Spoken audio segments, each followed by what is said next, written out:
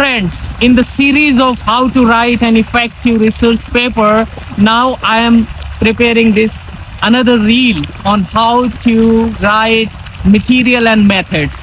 Earlier, you watched my reel about title, abstract, keywords, introduction. So you already know how to compile your draft, especially for title, how title should be, how abstract should be, what component must be in the abstract. So today I will let you know about the material and methods. So it is also the main body of the research paper.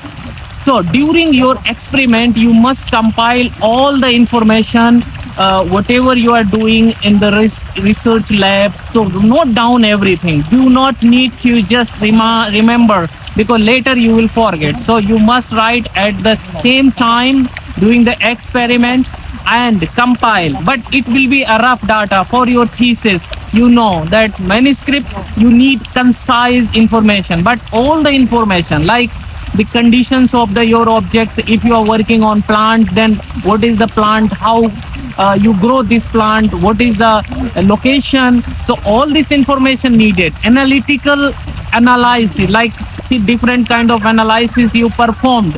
So which kind of instrument you use. Sometimes they ask instrument catalog number. Like if you are working on chemistry, you must give the which kind of chemicals you use, what purity level. So like detailed analysis, the softwares you use for the analysis your data is also necessary.